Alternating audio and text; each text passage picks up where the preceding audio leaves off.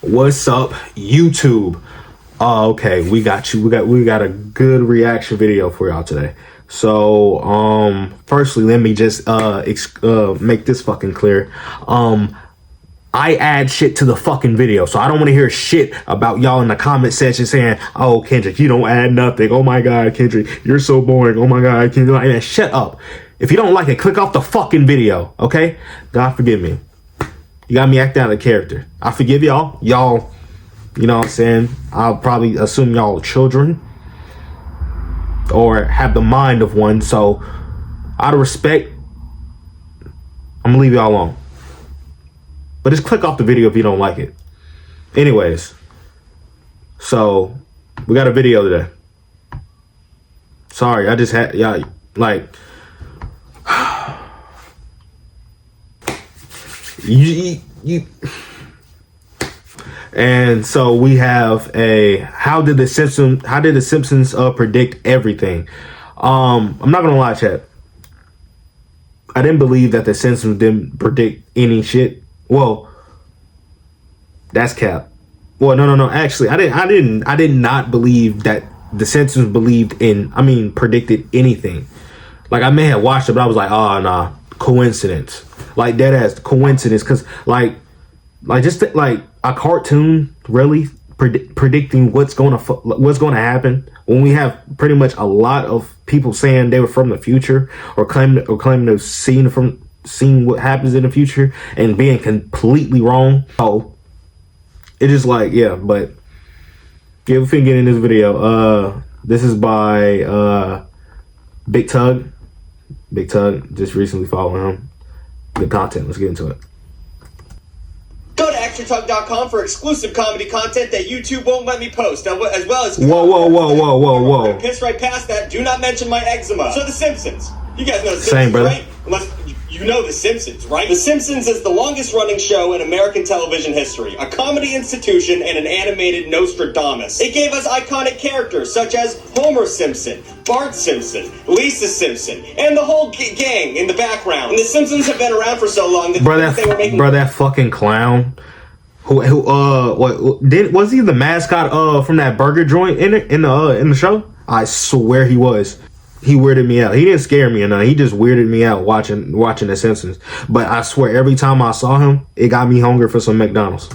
Making fun of are the things that they're now known for. Like, Krusty the Clown was making fun of, like, Bozo the Clown, but people don't remember Bozo the Clown, so now Krusty the Clown is just its own thing. It's very confusing. Weird thing that can happen if a show runs for more than 20 years. But The Simpsons have done much more than, push the envelope and have a great comedy history. They've done a couple weird things in their past. They've predicted a lot of things that have happened in the world. They predicted so much that you'd assume that the entire writing staff was, just a bunch of physicists doing some time travel But no, it's just staffed by a bunch of Harvard graduates, for some reason. And a lot of them. There's a lot of Harvard graduates that came out of that writing room. Since its debut in 1989, The Simpsons has been a revolving door of Ivy League chuckleheads. The whole writers room for The Simpsons, nigga, everybody graduated out of Harvard or went to Harvard? That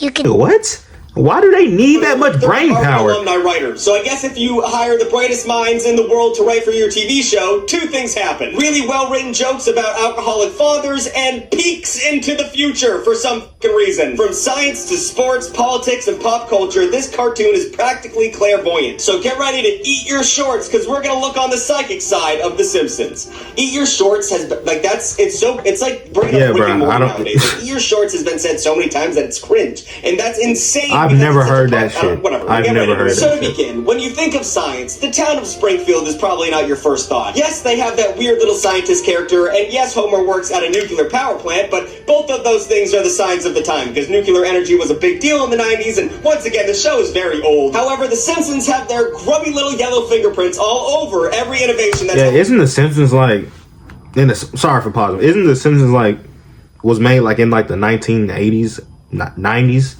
I think? happened in the last 30 years. In 1964, scientists proposed a theory that explained how particles gained mass. If true, this so-called God particle would help us really understand what the Big Bang was. And I'm talking about the theory, not that dog TV show, that laugh track. It sucks me every time I watch it. People laugh so hard in that audience over the most mundane things. I don't know how you could legally get away with that. It would take nearly 50 years, but in 2012, we discovered the God particle using the Large Hadron Collider. But those scientists could have saved themselves about 14 years of trial and error because in 1998, Homer Simpson discovered it. Actually, that happened. In the episode The Wizard of Evergreen Terrace, Homer tries to become a renowned inventor like Thomas Edison. It's one of my favorite episodes ever, and that's the episode where we get the joke where Homer makes a makeup shotgun and then he shoots it on the wall and he says he accidentally set it to whore. Just a very good joke, well written. And he also makes other things like hamburger earmuffs and a chair that's also a toilet. I'm sorry to be explaining Simpsons jokes, but kids these days don't really watch The Simpsons. And it's kind of sad. You guys should watch The Simpsons. It's on Disney, I think. But in one random fateful scene, Homer is just working out some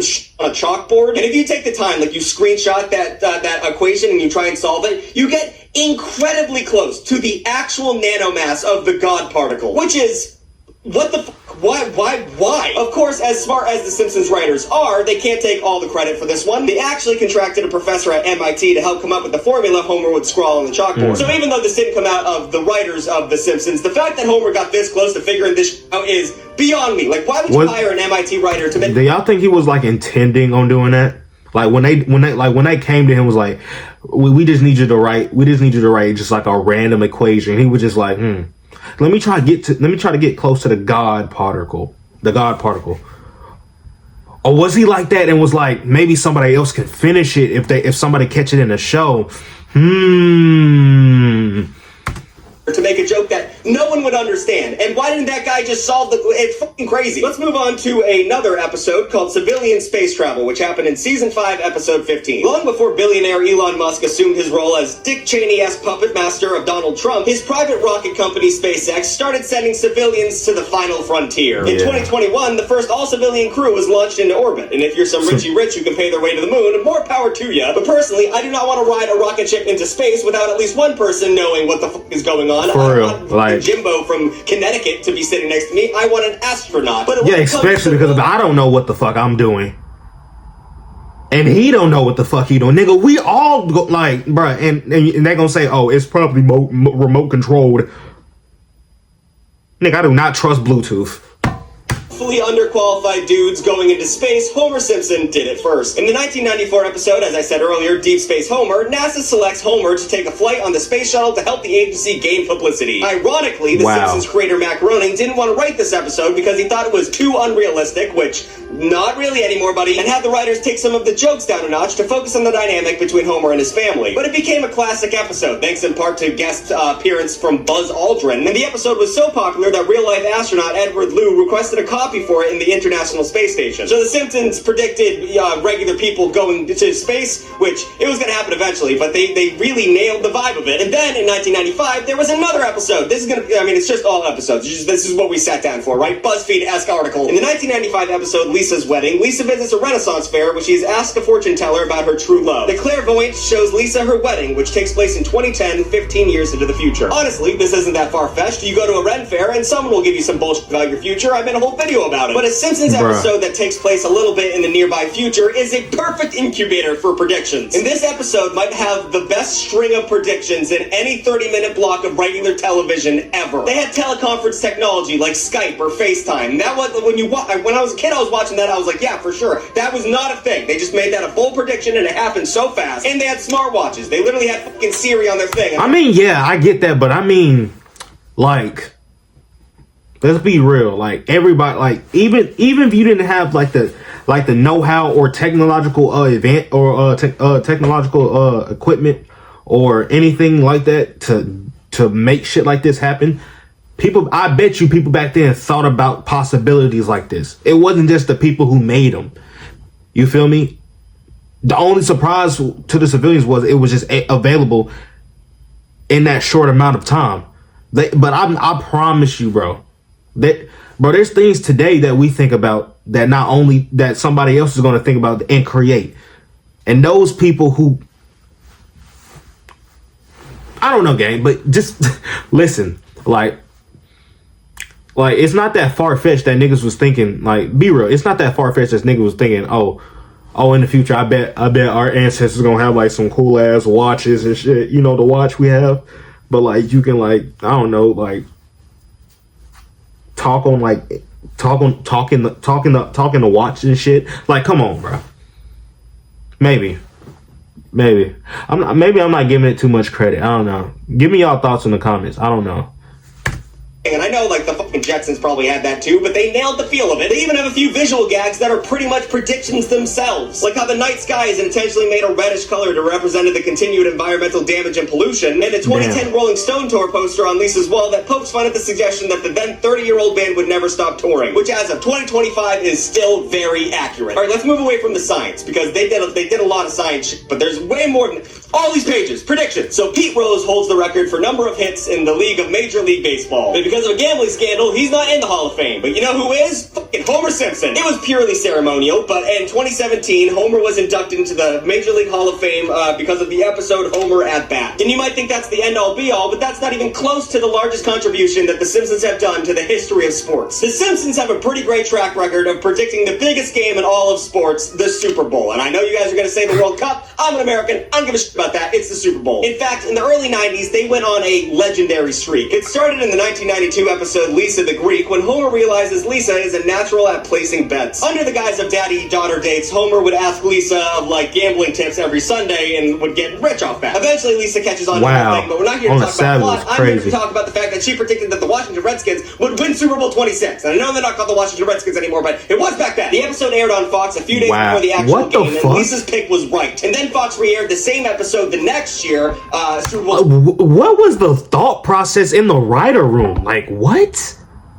27, and they did a different voice line where Lisa repicks it, and Lisa once again accurately predicted that the Dallas Cowboys would win. It's if Lisa mentions the football team, put your life savings on it. The following year, Fox again re-aired the episode before the Super Bowl, but they didn't have to lift a finger this time because the Super Bowl 28 was just a rematch of Super Bowl 27, and once again the Dallas Cowboys won.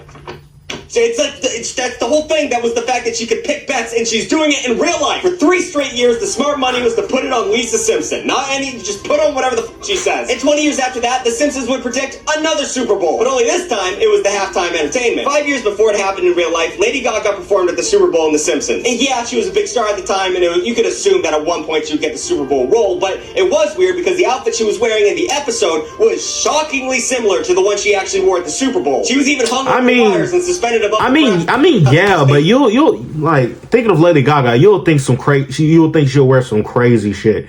So like the fact that they made that, it's not too far-fetched, but I can see why. She would be in the episode. And now this could all be a sly nod to the fact that like she was actually trying to recreate what she did in The Simpsons, but that seems like a whole lot, but could be. Regardless, she made a prediction come true. And remember when I was just talking shit about the World Cup? Well, The Simpsons also does some shit about the World Cup. In 2014, The Simpsons tackled the other football, soccer, in the episode You Don't Have to Live Like a Referee. This was the first episode to take place in Brazil since the country nearly sued Fox for the 2002 episode Blame It on Lisa. In that episode, it wasn't a good depiction. You know, The Simpsons doesn't have a clear track record of not being racist. They showed Rio de Janeiro as like a place filled with like gangs and violence and street rats. It wasn't good, but Brazil eventually backed off from the lawsuit after The Simpsons apologized.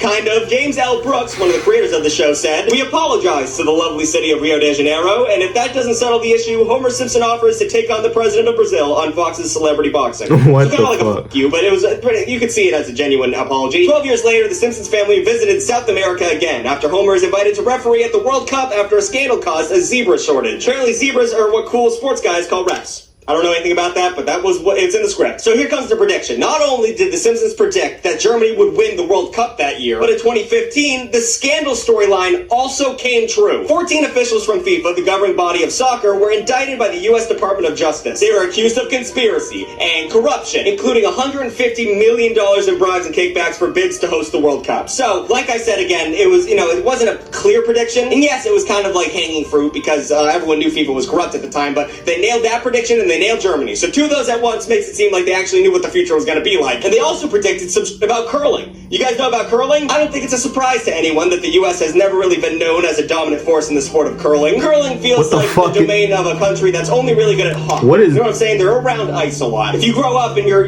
leg's frozen over and you can't afford a stick, well, just slide that puck and see how close you can get it to other pucks. You know what I'm saying? This is why the 2010 episode Boy Meets Curl was funny, even in its very conception. In the history of the U.S. Olympics, America has only been able to win bronze once in 2006. What is curling? So when Marge and Homer win Olympic gold in curling by beating Sweden, it almost feels like absurdist humor. So us winning that medal is silly on paper. We would never do that. But then we did do that. In 2018, the U.S. Olympic team for curling won the gold. Okay, they beat.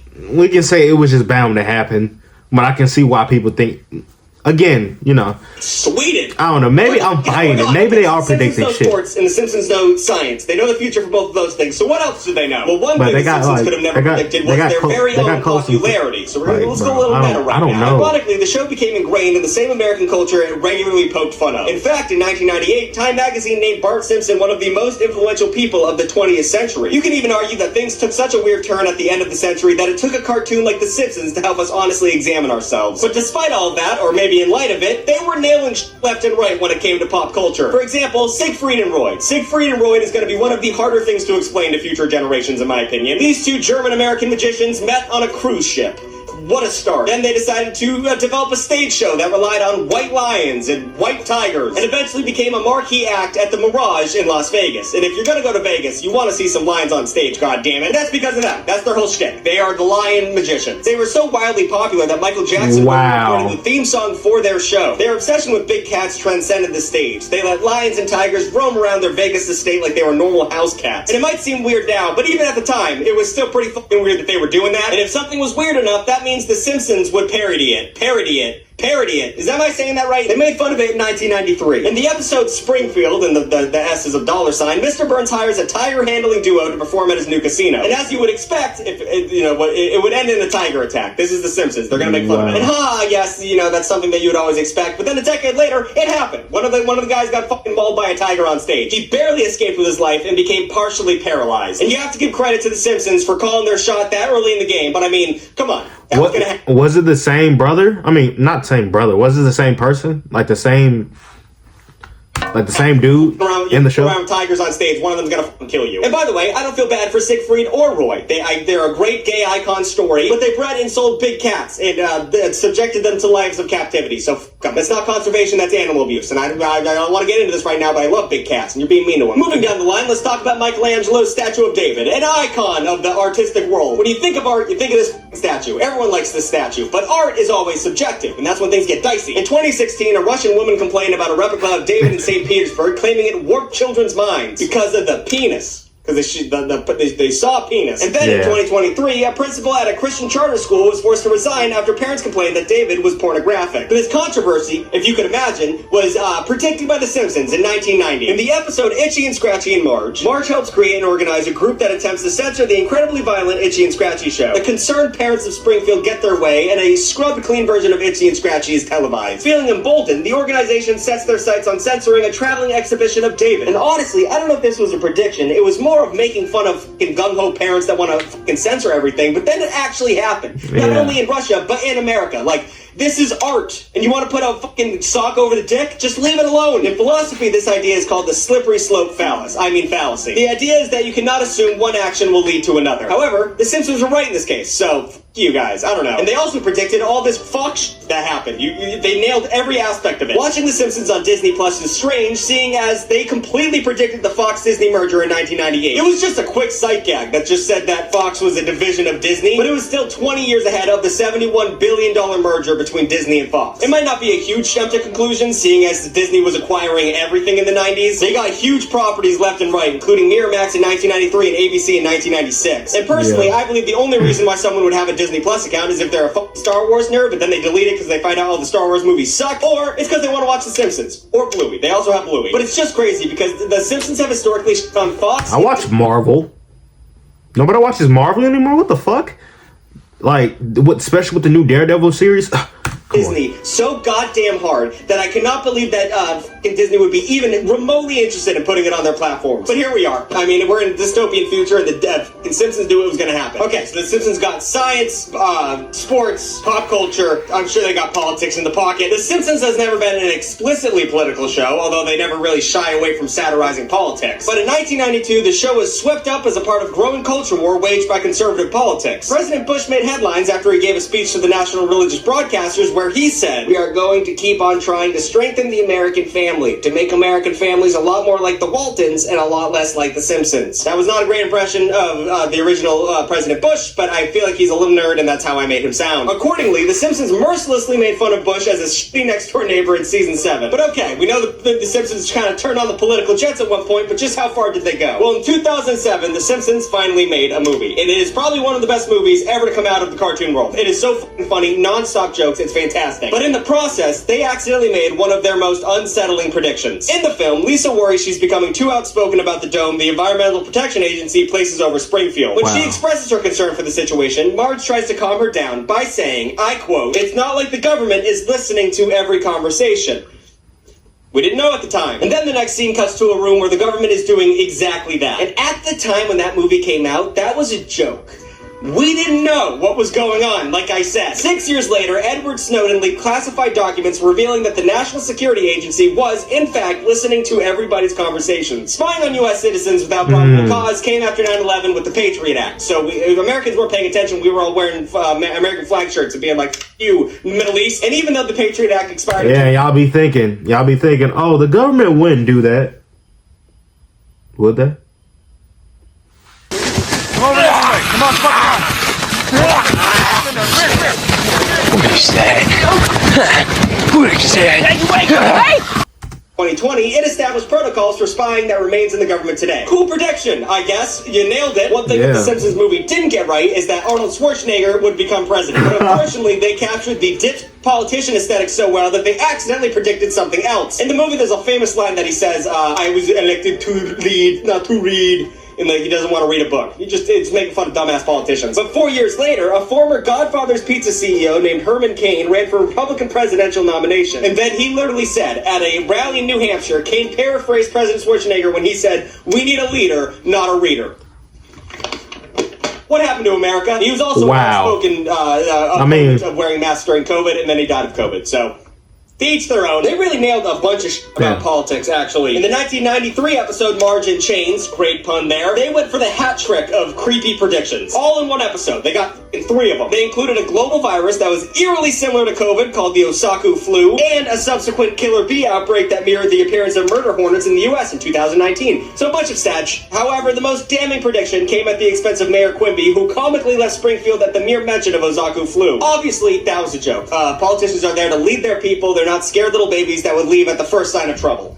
Correct? That would be unless they're from Texas and named Ted Cruz. Fuck you, Ted Cruz. Texas senator and inbred Alamo troll. Ted Cruz flew to Mexico while the Lone Star State was in the middle of a winter storm that left millions without electricity, water, or heat. But you know what you guys did? You elected him again. You did. Why do you want Ted Cruz on the holding the wheel? Why do you guys like Ted Cruz that much? It's fucking weird what you people do. And then we got to talk about Trump. What Trump did. What the predictions that they did for Trump. There's a lot of them. They really predicted what Trump was all about. When the episode Bark to the Future came out in the early 2000s, it was especially have y'all he probably going to talk about it. Have y'all seen that one prediction where that it was I think it was his last campaign, Trump, where he was political warning. Well, not really political warning. We ain't even talking. We're talking about memes and fucking Simpsons. When he was on the elevator, editor put that up. When he was on the elevator. Oh, it's thought I heard something, but he was coming down the elevator. And they predicted that whole sequence. I was like, what the fuck? Like, I saw that on my IG page. I was like, At the time, Entertainment Weekly actually called it the worst Simpsons episode ever. If only they knew just how bad things would be after 16 years. In the episode, Bart goes to I believe, a Native American casino, and he's shown his future if he doesn't change his ways. And in that vision, it is revealed that Lisa would be the U.S. president. And Chris, I don't know if you can play the clip. I don't know how bad I'm going to get fucking screwed by the copyright system. But whatever, if you can't show the clip, do it now. She says we have to really fix the deficit that was left for us after President Trump. oh man, that's crazy. And it actually wasn't as far-fetched as it seemed, because in 1999, I don't know if people knew this, but Trump kind of teased the fact that he would run as a president, and he said Oprah would be his running mate. So, a black woman, things have changed considerably. And also, just so you guys know, that clip of Trump coming down the escalator that did the rounds, like the Simpsons predicted that was made by a fan. Like, that wasn't actually in a Simpsons episode. What? It's important that you know that. Okay. Do the other look, I know after 35 years of television, you're bound to act. Okay, I fucking thought that whole sequence was in the fucking show. Wow. Okay.